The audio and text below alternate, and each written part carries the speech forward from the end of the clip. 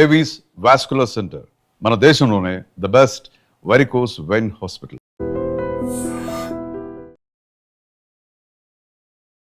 WhatsApp, Telegram, Facebook social media మాధ్యమాల ద్వారా మిమ్మల్ని అప్రోచ్ అవుతారు. మీ అకౌంట్స్ డీటెయిల్స్ ఇస్తే మీకు డబ్బులు ఇస్తామని ఆశ చూపిస్తారు. ఈ తరహా సైబర్ నేరాలకు పాల్పడుతున్న ముఠాను విశాఖ సైబర్ క్రైమ్ పోలీసులు అరెస్టు చేశారు. ఋషికొండలో రూమ్స్ తీసుకొని మరీ ఉంటూ వాళ్ళ కార్యకలాపాలు నిర్వహిస్తున్నటువంటి ఈ 7 సభ్యుల ముఠా బెంగళూరు, కూర్గ్, వెస్ట్ గోదావరి, అనంతపురం జిల్లాలకు చెందిన వాళ్ళు. వీరు విశాఖలో ఉంటున్నారు. రెంట్కి రూమ్లు తీసుకుంటున్నారు. ఆ తర్వాత వీళ్ళ పని ఏంటంటే ఫేక్ సిమ్ కార్డ్స్ తీసుకుంటారు. ఒకటే పనిగా అనేక గ్రూప్స్లో ఉన్నటువంటి వారిని, ఇండివిజువల్గా ఉన్న వారిని సోషల్ మీడియా ప్లాట్ఫామ్స్ ఏవైతే ఉన్నాయో ఇప్పుడు చెప్పానుగా, వాట్సాప్, ఫేస్బుక్, టెలిగ్రామ్ ద్వారా ఒక వల వేస్తారు. సో మీ అకౌంట్లు ఇస్తే మీరు ఇంకేం చేయాల్సిన లేదు, మీ అకౌంట్ డీటెయిల్స్ ఇస్తే చాలు, మేము మీకు డబ్బులు ఇస్తాము అంటారు. సో ఎవరైనా రెస్పాండ్ కాకపోతే సరే, రెస్పాండ్ అయ్యే ప్రయత్నం ఎవరైనా చేస్తే వారిని ఎలాగైనా ఒప్పిస్తారు. అందుకోసం వాళ్ళ నుంచి ఆ బ్యాంక్ డీటెయిల్స్ తీసుకుంటారు.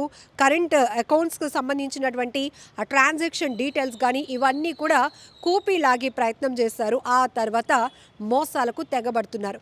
ఈ తరహా ముఠాకు సంబంధించి పూర్తి వివరాల్లోనికి వెళ్దాం. అసలు వీరు ఎందుకు, వీళ్ళ మోటో ఏంటి, ఎలా అప్రోచ్ అవుతున్నారు పబ్లిక్ని? ఇప్పటికే పోలీసులు కూడా చెప్తా ఉన్నారు, క్రైమ్ రేట్ అనేది పెరుగుతోంది. దాంట్లో సైబర్ క్రైమ్ రేటే ఎక్కువగా ఉంటుంది. ఎందుకంటే ఈ మధ్య అంతా టెక్నాలజీని అవసరానికి ఉపయోగించుకుంటే అది మనకి ఉపయోగించడం రాకపోయినా, లేకపోతే డబ్బు అనే ఒక ఆశ వల్ల దాన్ని వేరే రకంగా ఉపయోగించాలనే ఒక చిన్న ఆలోచన మీలో వచ్చినా ఖచ్చితంగా మీరు మోసపోతారు. అదే పోలీసులు కూడా పదే చెప్తున్నారు. ఎందుకంటే ఏ నేరస్తులకైనా ఒక లూప్ లైన్ అనేది కావాలి. అది ఆశ, డబ్బు ఆర్జించేవారిని కావచ్చు, అక్రమంగా అడ్డగోలుగా డబ్బు సంపాదించేయాలనే దుర్బుద్ధి ఉన్న వాళ్ళంతానే ఈ రకమైన జోనర్లో కనెక్ట్ అవుతూ ఉంటారు.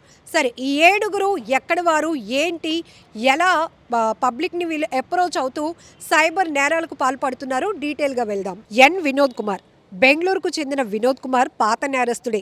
ఇంతకుముందు కూడా చైనీస్ కంపెనీకి సహకరిస్తూ నాగ్పూర్లో అరెస్ట్ అయ్యాడు.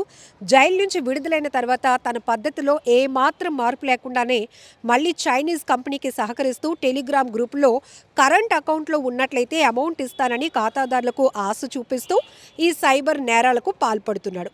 రెండో వాడి పేరు పరశురామ్ సదానంద్ అలియాస్ పవన్. ఇతను కూడా బెంగళూరుకు చెందినవాడే. సైబర్ నేరస్తులకు చెందినటువంటి టెలిగ్రామ్ గ్రూపుల్లో చాలా యాక్టివ్గా ఉంటాడు. ఎవరైనా టెలిగ్రామ్ గ్రూప్లో డబ్బులు అవసరం నిమిత్తం అకౌంట్ ఉంది అని చెప్పి రిప్లై ఇస్తే చాలు, వారిని ఇమీడియట్గా క్యాచ్ చేస్తాడు.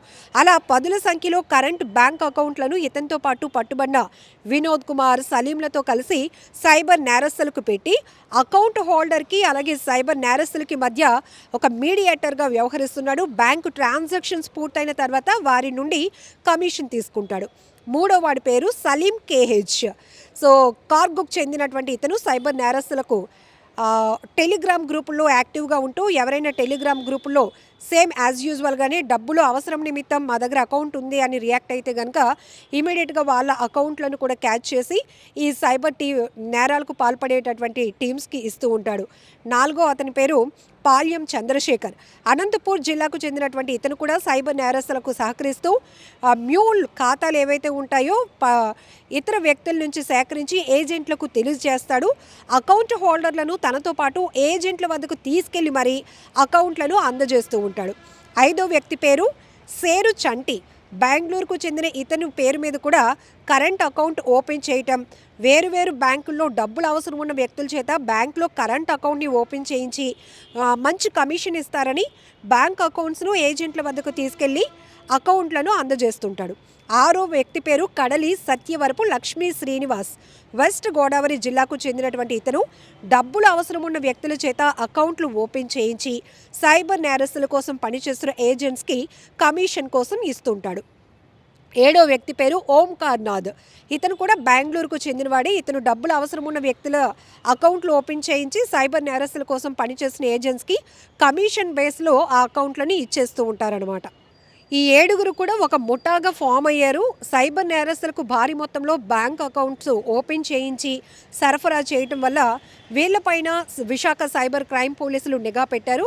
మొత్తానికి ఋషికొండ వద్ద ఒక ప్రైవేట్ హోటల్లో వీరు స్టే చేస్తున్నట్టు తెలుసుకొని టీం అయితే అటాక్ చేసి వారి 7 కూడా అదుపులోనికి తీసుకున్నారనమాట.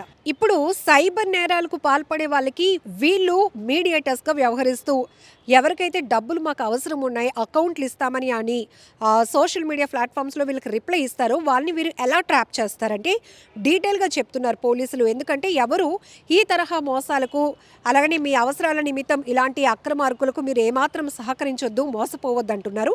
అయితే వీళ్ళు ఎలా చేస్తారంటే ఫస్ట్ ఒక తెలియని వాట్సాప్ నెంబర్ నుంచి కానీ టెలిగ్రామ్ నుంచి కానీ లేకపోతే ఇతర సామాజిక మాధ్యమాల్లో బ్యాంక్ అకౌంట్స్ ఇస్తే డబ్బులు ఇస్తాం లేదా కమిషన్ ఇస్తామని చెప్తారు.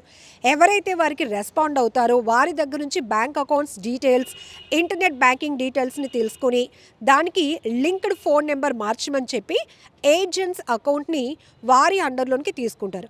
ఆ తర్వాత సైబర్ క్రైమ్స్ నిర్వహిస్తున్న కంపెనీ ఆ బ్యాంకు ఖాతాలను చైనీస్ కంపెనీకు అలాగే ఏజెంట్లకు మధ్యవర్తిగా ఉంటున్న ఒక టీం అకౌంట్ హోల్డర్లను అలాగే ఏజెంట్స్ను ఒక ప్రదేశానికి రమ్మని చెప్తారు.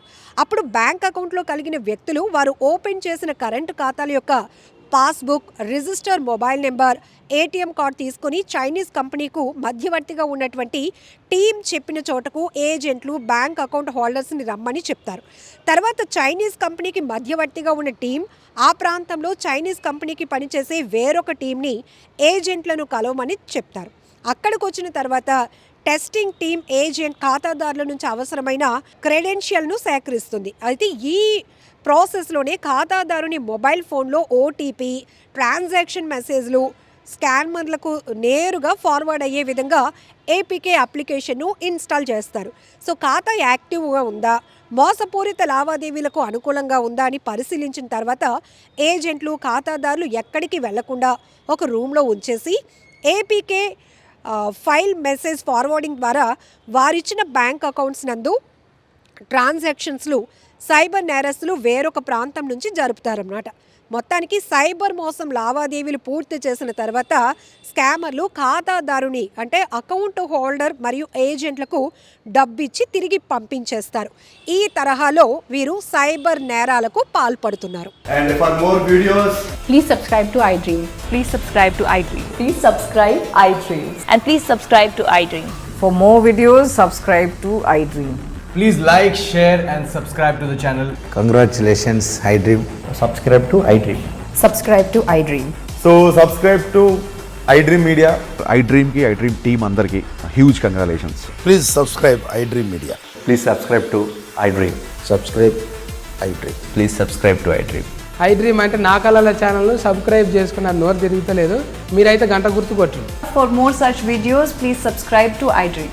Subscribe to iDream. Please subscribe to iDream. Please subscribe iDream Media. Please do subscribe to iDream. Please subscribe to iDream Media. For best entertainment and information, please subscribe iDream. And don't forget to subscribe to iDream.